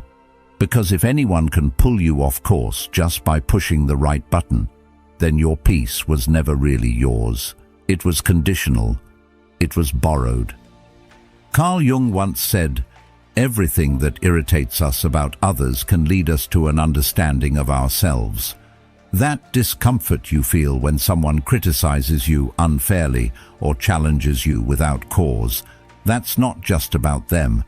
It's a reflection of what inside you is still unsettled, still raw, still unguarded. And the more you use those moments to reflect instead of react, the more power you regain, not over them, but over yourself. And that kind of power doesn't just protect you, it shapes the way people experience you. You become harder to provoke, not because you've shut off emotionally, but because you've mastered the art of keeping your balance. You start responding with precision, not panic. You don't rush to fill silence. You don't fight to win every conversation. You simply remain present, aware, and calm. And that calmness, it's magnetic. It disarms people. It makes them rethink their approach because they can't figure you out. And what people can't figure out, they begin to respect or fear. But the goal isn't to intimidate, it's to lead. And real leadership doesn't come from controlling others. It comes from setting the tone, from modeling what it looks like to stay steady when things get messy, from showing people that chaos doesn't have to define them. That peace is not weakness, it's authority. It's the kind of authority that makes people feel safe in your presence, even if they don't understand why. Because you're not reacting like everyone else. You're not triggered like everyone else. You're still calm, grounded, in command. And here's what most people miss. Inner peace isn't passive, it's active. It's something you practice daily. Through the way you speak to yourself, through the way you manage your time, through the way you respond to your emotions when no one else is around. It's forged in the small decisions, the ones that feel invisible but shape your entire mindset. Choosing not to argue when it won't change anything. Choosing to walk away from what drains you. Choosing to slow down when the pressure says, go faster. These choices add up. They become your foundation, your anchor. Seneca said, "We suffer more in imagination than in reality." And he was right. Most of the chaos we experience isn't in the world, it's in our minds. It's the stories we tell ourselves about what might happen, what they might think, what it might mean. And if you don't learn to separate reality from reaction, you'll drown in your own thoughts. But when you're grounded, when your inner world is quiet, you start to see the difference. You stop creating problems that don't exist. You stop letting imagined scenarios steal your peace. And this shift affects more than just your emotional state. It sharpens your judgment. It makes your decisions cleaner, your actions more effective. Because now you're not chasing control, you're living from it. You're not wasting energy managing how you're perceived. You're using that energy to move with purpose. And that kind of movement doesn't need to be fast. It just needs to be intentional. That's what separates reactive leadership from powerful presence. The ability to move slowly, calmly, even when everything around you is speeding up. Eventually, people notice. They may not always say it, but they feel it. They feel the difference when you walk into the room, when you speak, when you stay quiet, when you say no without apology, when you lead without drama. It shifts the dynamic, because now your presence speaks before you do, and in a world addicted to noise, presence is louder than volume. It carries further. It stays longer. So when the chaos comes, and it always will, don't meet it with panic. Don't let it dictate your mood, your tone, your choices. Return to yourself. Return to what you know. Return to your core values, the principles you live by, the calm you've worked to build. And if you lose that peace for a moment, don't beat yourself up. Just come back. Reclaim it. Protect it. Because that peace is your edge. It's what makes you rare. What makes you powerful, what makes you untouchable. Not because the world stops spinning, but because you've learned to stand still. Not because nothing moves you, but because you've mastered how to move through it. And that mastery, that quiet, steady, internal mastery, is what real leadership is built on. Not control over others, but calm within yourself. Always. Most people hear the word lonely and immediately picture sadness, emptiness, isolation, a lack of warmth or connection. But there's another side to it, a quieter, less understood side, because loneliness in its purest form isn't always painful. Sometimes it's peaceful, sometimes it's powerful. It becomes the rare kind of solitude that doesn't ask anything of you. It doesn't demand that you entertain, explain, or impress. It simply lets you be. And in a world that's constantly trying to mold you, that space, where you don't have to perform, where no one's watching, isn't a punishment. It's freedom. There comes a moment when you stop fearing solitude and start needing it. Not because you hate people, not because you're bitter or angry or withdrawn, but because the noise becomes too loud. The expectations become too heavy, and you start to realize that the more people you surround yourself with, the more you're pulled away from who you really are. Opinions, assumptions, projections, they start to shape your choices, your voice, your identity. Until one day you look in the mirror and you barely recognize yourself. That's when the silence calls, not as an escape, but as a return. The truth is, the most powerful people in the world, those who move with certainty, who lead with calm, are often the most solitary. Because they understand something most people don't. You cannot know yourself in a crowd. You cannot build clarity in chaos. You need distance, stillness, a space untouched by outside influence. That's where your real thoughts surface. That's where your true values rise. It's where you begin to ask, who am I when no one is watching? Who am I when I stop performing? And the answers, though quiet, change everything. Solitude gives you back your sovereignty. You get to act without looking over your shoulder, to speak without softening your words to make them easier to digest, to create without worrying if it will be liked, to live on your terms, not because you don't care about others, but because you finally care enough about yourself to stop diluting your essence. In solitude, you're no longer reacting, you're choosing, and those choices, made without pressure or performance, become the foundation of real freedom. Carl Jung once said, "Loneliness does not come from having no people around you, but from being unable to communicate the things that seem important to you." That line hits deeper than most realize, because the worst kind of loneliness isn't when you're alone. It's when you're surrounded by people but still feel unseen. When your soul speaks a language no one around you understands. When your silence says more than your words ever could, but no one hears it. That's the kind of loneliness that wounds, the kind that makes you question your place in the world. But the other kind, the kind you choose, is not a wound. It's a weapon. It's a way of protecting your vision, of shielding your energy, of building something that doesn't need validation to survive. You don't need to explain why you take time for yourself, why you skip the party, why you walk away from shallow noise to sit with deep thoughts. You just do it. And that unapologetic decision to stand alone, at least for a while, becomes a filter. It reveals who can meet you in that silence and who only wanted your presence when it was convenient or entertaining. There's clarity that comes when you're alone, not the kind that hits like lightning, but the kind that grows slowly, gradually, like fog lifting. And as it does, you see things you couldn't see before. You see the people who only reached out when they needed something, the ones who smiled but never listened, the habits that drained you, the places you went to escape yourself. And you start to make subtle shifts. You start speaking less and listening more. You start saying no without guilt. You stop chasing closeness with people who made you feel distant even when they were near. And then something remarkable happens. You stop being afraid of being misunderstood. You stop needing to be liked by everyone. You stop begging for someone to hear what you've been trying to say.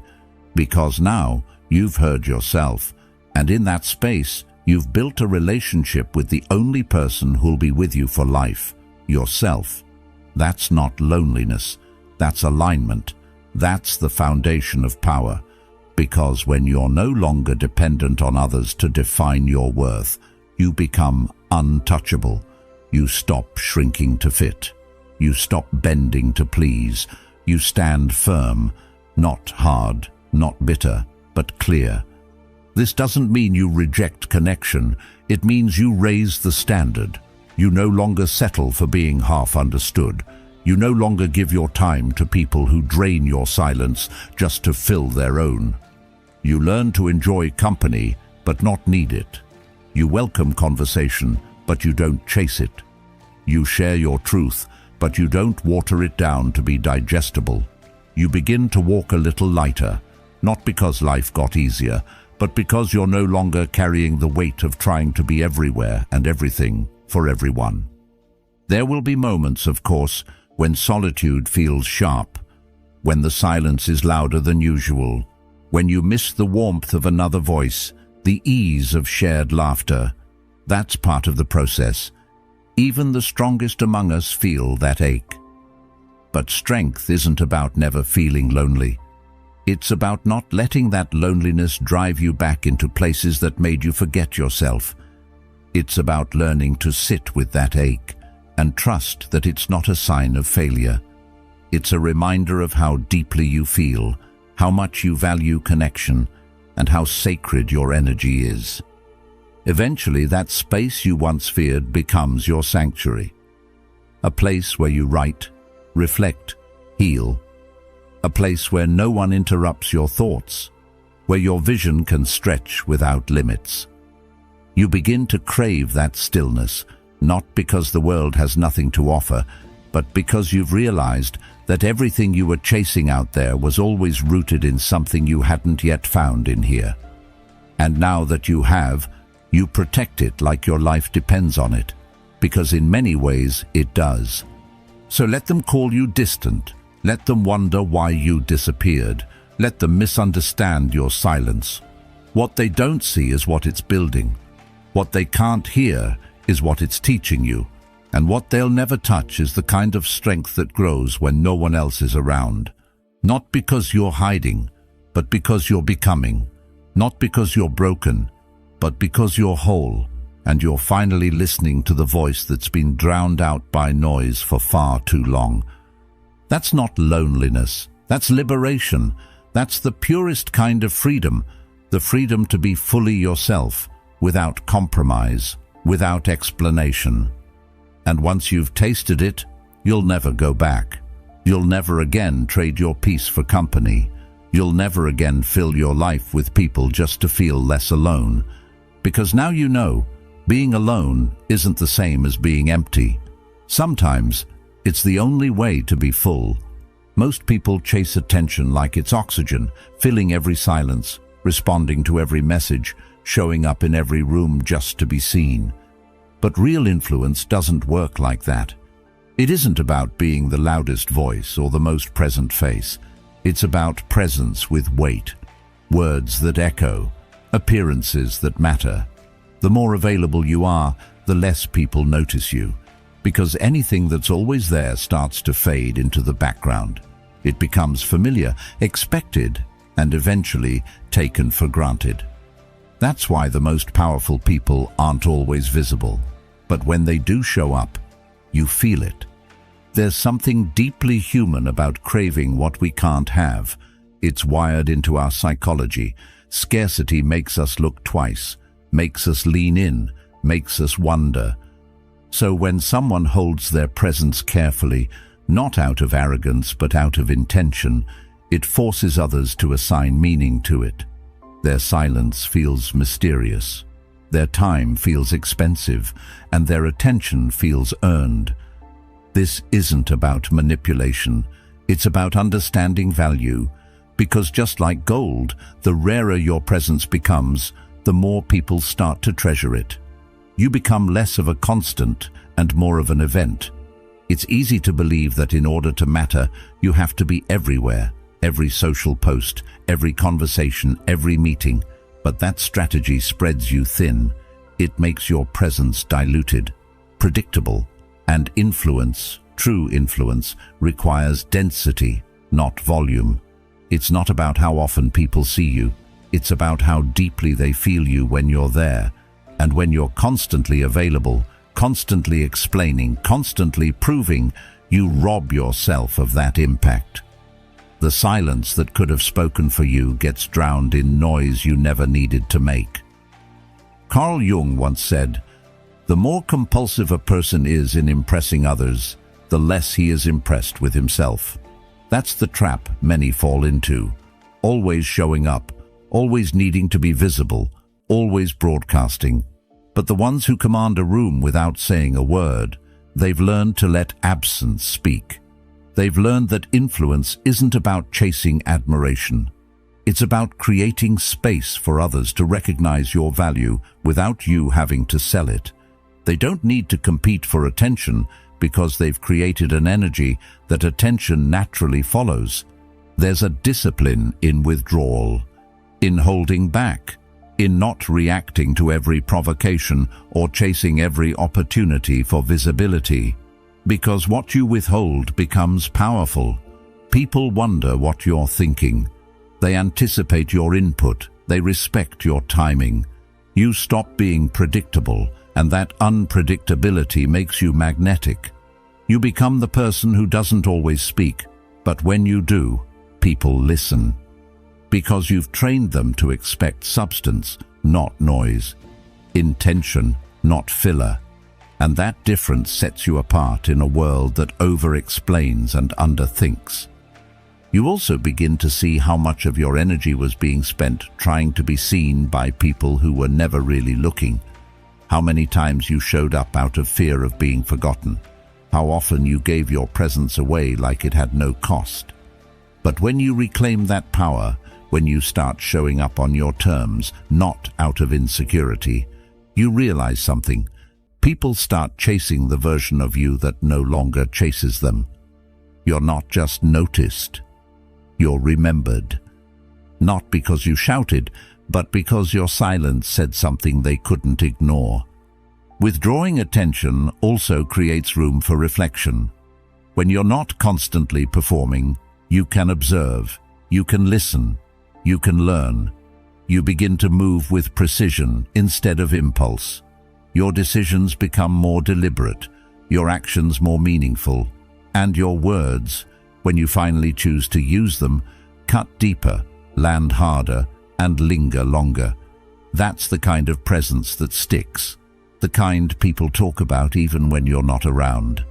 Because you've become more than a person in the room. You've become a standard, a benchmark, a reference point for presence with purpose. And this doesn't mean you isolate yourself. It means you refine your timing. You learn that being everywhere isn't the same as being effective. That attention is not the prize. It's the byproduct of mastery. You don't need to insert yourself into every discussion. You don't need to be the center of every plan. You just need to move with such clarity, such self-respect, that when you do choose to engage, it carries weight. And when you don't, it still carries meaning. Because even your absence has become part of your influence. The shift is internal first. You stop measuring your worth by how many people see you. You stop craving applause. You start building silence into your strength, distance into your strategy. And when you finally release that need to be constantly validated, you become something rare, something people can't quite define. That mystery, that quiet confidence, is what makes them lean in. Because we don't chase what's always in front of us. We chase what holds itself just out of reach, what requires effort to understand, what demands our attention without asking for it. You realize that presence is not a performance, it's an offering, one that becomes more powerful when it's not handed out freely, but reserved for moments that matter. And the people who truly see you, who truly value you, won't need you to be everywhere to feel your influence. They'll feel it in the silence, in the choices you make, in the spaces you no longer fill with noise. Influence, after all, isn't about being loud. It's about being unmistakable. And when your energy carries that kind of weight, you don't have to force people to notice. They just do. Eventually, people stop questioning your quiet. They stop mistaking your absence for weakness. They start seeing it for what it is, a deliberate withdrawal, a conscious move, a decision rooted in clarity, not avoidance. Because power isn't proven by how often you speak. It's proven by how much your silence says, by how people respond when you enter the room, and what they feel when you leave it. And the ones who understand this, who practice it, become impossible to ignore, not because they chase the spotlight, but because they outgrow the need for it. So while the world continues to scramble for attention, posting, performing, shouting, you remain still, intentional, unbothered. You build a presence that doesn't shout for recognition, but commands it through restraint. You don't force your value onto anyone. You allow them to come to it on their own. And when they do, it's not because you begged to be seen. It's because your absence was loud enough to remind them what your presence felt like. And that is the kind of influence that lasts. In a time when everyone's fighting to be noticed, the ones who choose to be rare become unforgettable. Because what's scarce isn't just desired, it's remembered. Not for how often it showed up, but for how it made people feel when it did. Power is often misunderstood. People say it corrupts, that the moment someone rises they turn cold or ruthless or self-absorbed. But the truth is usually more uncomfortable than that. Power doesn't create something new inside of you. It just turns up the volume on what's already there. It strips away the mask of politeness, the illusion of humility, the performance of virtue. It removes the need to pretend. And suddenly, the parts of you that were once buried beneath fear or self-doubt begin to surface. Power doesn't corrupt, it reveals. That's why those who chase power without ever looking inward tend to fall apart the moment they get it. Because what they've been hiding from in the quiet, those unresolved insecurities, the lack of self-discipline, the hunger for validation, doesn't disappear with success. It grows teeth, it spreads, and it begins to spill into every decision they make. The ones who become dangerous aren't the ones who hold power. They're the ones who never learned how to hold themselves. because power, in the hands of the ungoverned, becomes a mirror turned outward, and it reflects their chaos onto the world.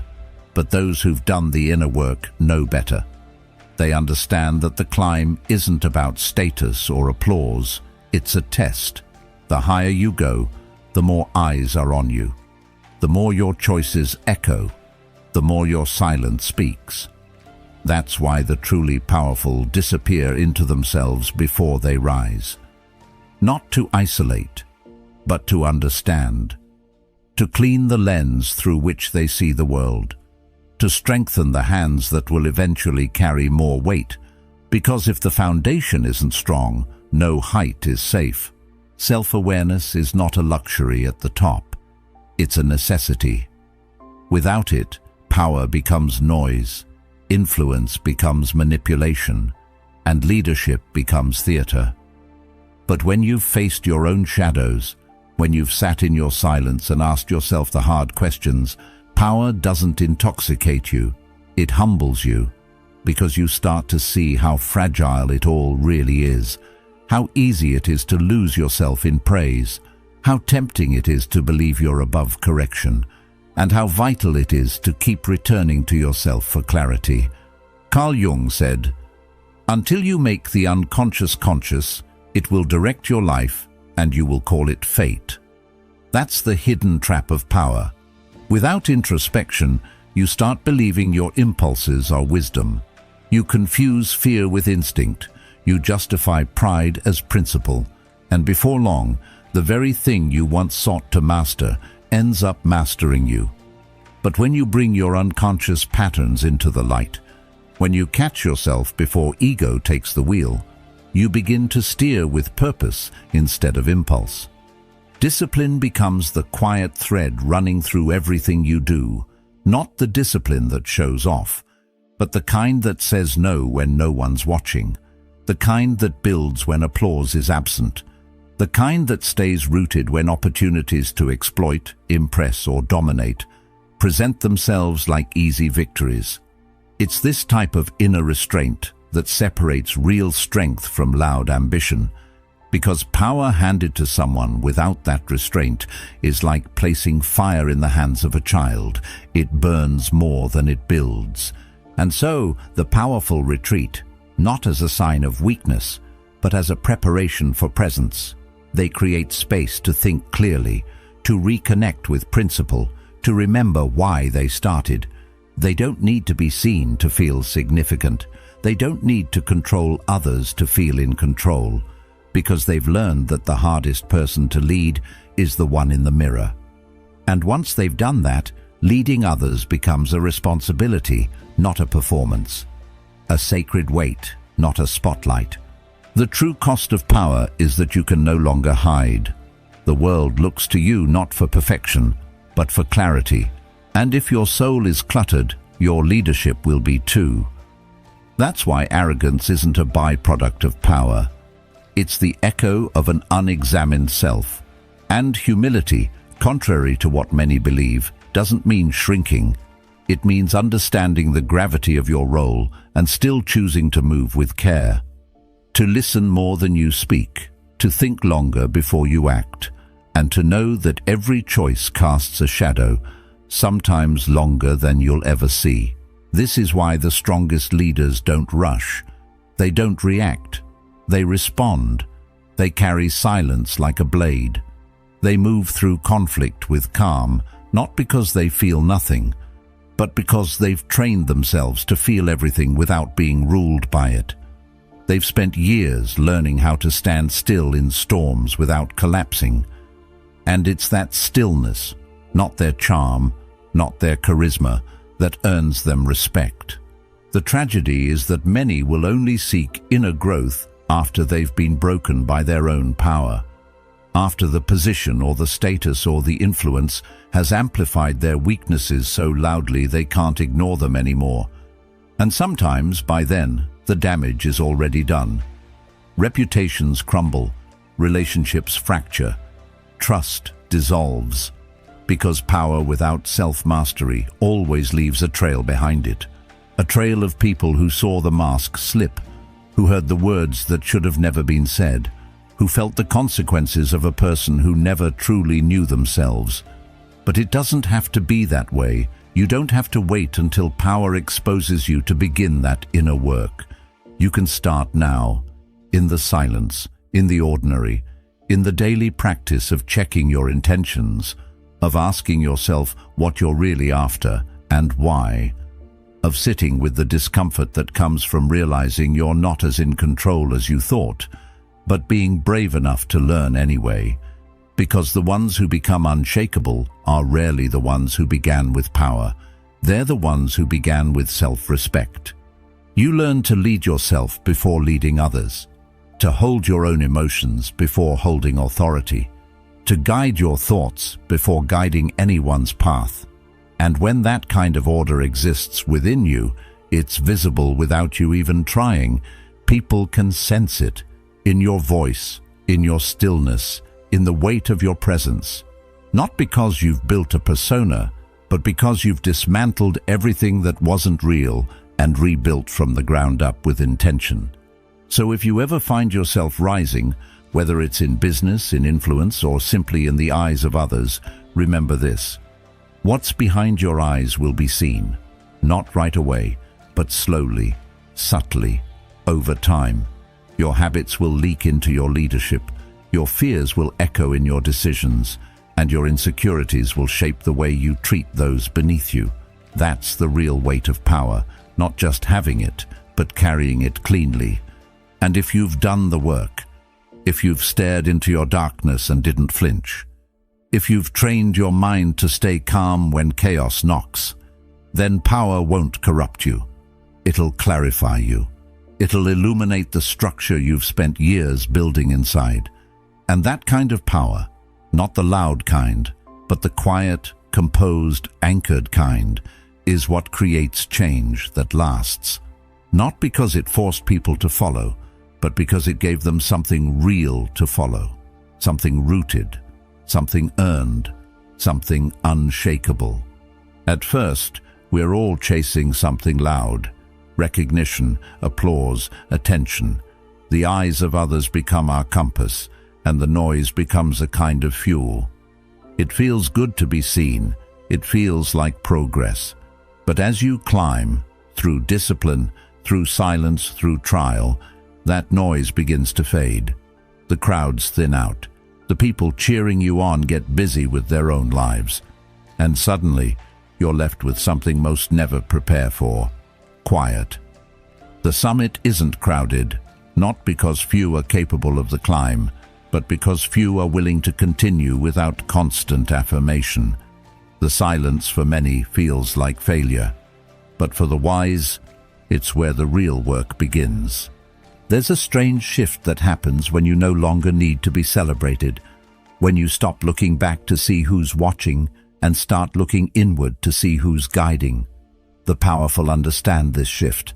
They don't climb for the praise. They climb because they know that only in that quiet place can you actually hear your own thoughts.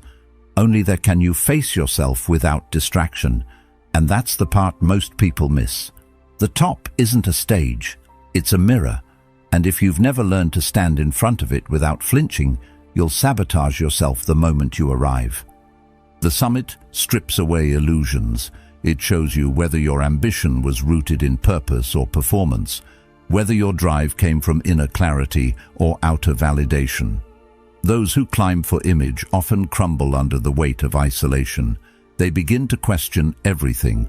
They look for ways to descend, not because they failed, but because the silence was louder than they expected. But those who climbed with intention, they sit in the silence, not as punishment, but as peace. They understand that presence doesn't require an audience. It requires alignment. Carl Jung once wrote, "Solitude is for me a fount of healing, which makes my life worth living." That kind of solitude, the summit kind, is not just about being alone. It's about being so deeply connected to yourself that you're no longer desperate for connection from others. It's about knowing who you are without needing the world to agree. And in a culture that equates attention with value, that kind of self-possession is revolutionary. But make no mistake, The silence tests you. It will ask you to reconsider your beliefs, your motives, your identity. It will bring up insecurities you thought were long buried. It will challenge your patience, your confidence, your direction, and it will do so quietly, without drama, without chaos. Just a slow, steady mirror held up to your soul, and that's why so many turn back. Not because they aren't talented, but because they aren't ready to meet the person waiting for them at the top. The summit demands presence. It demands that you stop outsourcing your sense of worth, that you stop performing and start listening, that you stop collecting titles and start cultivating truth. And it's hard, because no one is clapping for you anymore. No one is feeding your ego. No one is there to soften the blow when you realize that you've built your identity around being liked instead of being whole. The top reveals all of it, gently, brutally, honestly. But if you stay, if you don't run from the silence, you begin to hear something deeper. You begin to access a kind of clarity that can't be taught. You begin to lead not with noise, but with presence. Your words slow down. Your decisions become intentional. You become more aware of your impact, not because others are watching, but because you are. That's the kind of leadership that lasts, the kind that doesn't need to be loud to be powerful. Because at the summit, you don't shout, you whisper. And those whispers carry further than the loudest noise at the base. They carry weight because they come from stillness. Because they're not reaction, they're reflection. That's what people remember. Not the ones who spoke the most, but the ones who meant every word. Not the ones who were always visible, but the ones whose presence lingered even in absence. And maybe that's the paradox. You climb thinking you'll be more seen, only to realize that the goal was never visibility. It was vision. You wanted others to understand you, but now you understand yourself. And suddenly, you don't need the world to echo your thoughts. You just need to live them, embody them. Let them shape how you show up in every room, whether full or empty. This is the path the powerful walk. Not because they are immune to doubt, but because they've made peace with it. They've stopped trying to outrun silence and started listening to what it says. They've stopped measuring their worth by the response they get and started measuring it by the alignment they feel. And in doing so, they build something few ever do: self-trust. That's the real summit. Not the title, not the status, not the spotlight, but the unshakable trust in yourself to walk with purpose, even when no one is walking beside you. To hold your vision when no one else can see it. To keep building when no one is watching. Because you're no longer climbing for them. You're climbing for something deeper, something that doesn't disappear when the applause fades. Something that actually begins when the applause stops. And when people see you, truly see you, they'll notice something different. You're not performing, you're not pleasing, you're just present, anchored, grounded in a sense of self that wasn't built overnight. It was earned in the quiet, in the hours when doubt crept in and you didn't run, in the mornings when no one noticed and you still showed up, in the moments when it was just you and your thoughts and you chose to stay anyway. That kind of presence doesn't need validation, it doesn't crave attention. It radiates something more powerful, certainty, not the arrogant kind, but the quiet kind, the kind that speaks even when you're silent, the kind that leads without demanding, the kind that transforms without needing credit. That's what the summit gives you, if you're willing to stay long enough to receive it. So if the path ever starts to feel lonely, don't panic. It's not a sign you're lost. It might be the first real sign you're on the right track. Because the higher you go, the fewer people there are. Not because the view isn't worth it, but because few are willing to keep going when the crowd disappears. Few are willing to become whole in silence. Few are willing to lead without applause. But if you are, If you keep climbing, if you stay present, if you let the quiet shape you, you'll discover something most never do. That power doesn't come from being seen. It comes from being steady. That the summit isn't empty. It's full of meaning, of clarity, of truth. And you don't need anyone to hand it to you. You just need to arrive, with your integrity intact, with your vision clear, and with your presence louder than any praise you left behind. The climb is lonely, but the view is yours. Not everyone will understand the silence you've chosen, but that silence is where your power speaks loudest. If this spoke to something deep inside you, there's more waiting. Watch one of the videos on your screen now, and thank you for being a part of Stoic Journal, where strength begins in stillness.